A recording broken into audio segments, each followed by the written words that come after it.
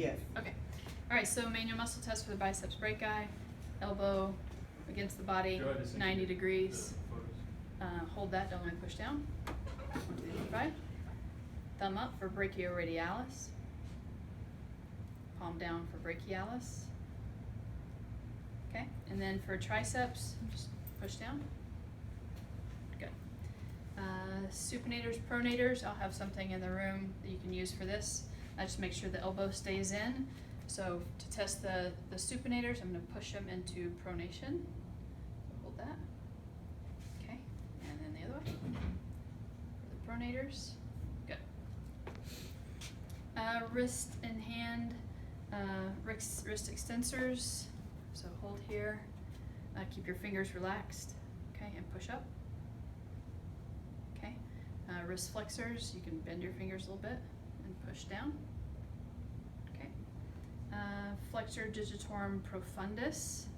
Okay, so we want to isolate the distal joint, so flex that, don't let me break it. Okay, and then flexor digitorum superficialis will isolate the MCP joint, so flex that, don't let me break that. Good. And for that, you can just like pick a finger and do it bilaterally. You don't have to do all the digits. Yeah, be there forever. All right, goniometry. Lay down.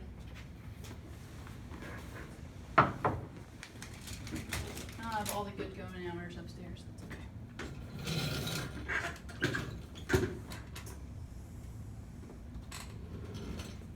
So for flexion extension, we want to make sure the forearm is supinated.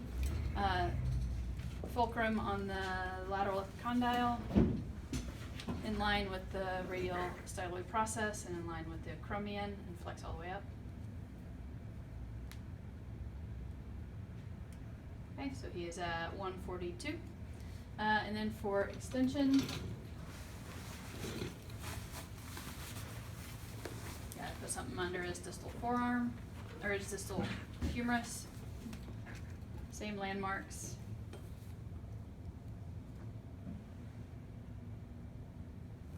And he is at 4 degrees, so he hyperextends a little. Okay. Sit up. Carrying angle. Okay.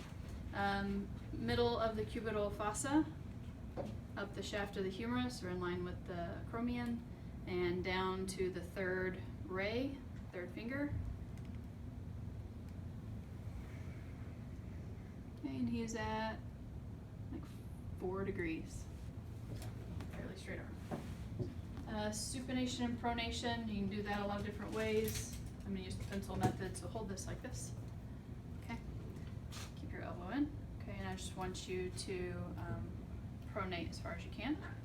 Okay, so once he's there, so this would be like your 0, so we're going to go straight down towards the floor, and then just follow, keep this in line with the pencil or whatever you got in his hand, and on the third metacarpal.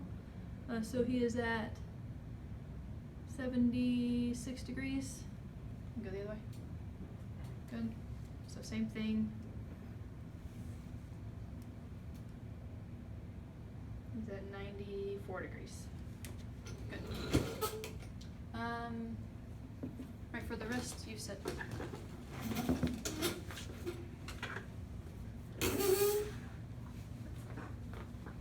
Okay, so for wrist flexion, we're going to have it on the ulnar styloid process, up the shaft of the ulna and down the shaft of the 5th metacarpal, and go into flexion. Okay, so he's at 76 degrees. Okay, and go into extension. He's at 82 degrees. Nope, 84 degrees. Okay. Radial and ulnar deviation. So you'll have a flat on the table. Fulcrum will be on the capitate, so that's in line with the third ray. Okay. Up the shaft of the forearm. Sorry, I almost scratched that. Man, that's a heck of a 10 line you got. And then line with the third metacarpal. So radially deviate, because as far as you can that way. he's at 18 degrees. Make sure you're not following the finger on this, because that'll throw your measurement off. Make sure you stay on the metacarpal. All right, go into ulnar deviation as far as you can. So he's at 52 degrees that way. Okay. Second PIP flexion. So you can use either goniometer for this, but second PIP flexion is going to be this. Okay. So if you're using your regular goniometer, which I won't use this one because it's ginormous, you'll have to go on the side here. So fulcrum would be here, stationary, moving, or you can use this, whatever you're more comfortable with.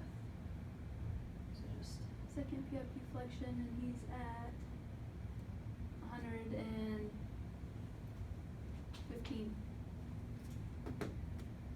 And fifth MCP flexion and extension. That's going to be this right here, flexion extension, same thing if you're using your goniometer on the side, or you can use this. Just make sure you're at the MCP joint. You show them that at the MCP joint. So going into flexion, okay, so he is at 110, and then going into extension,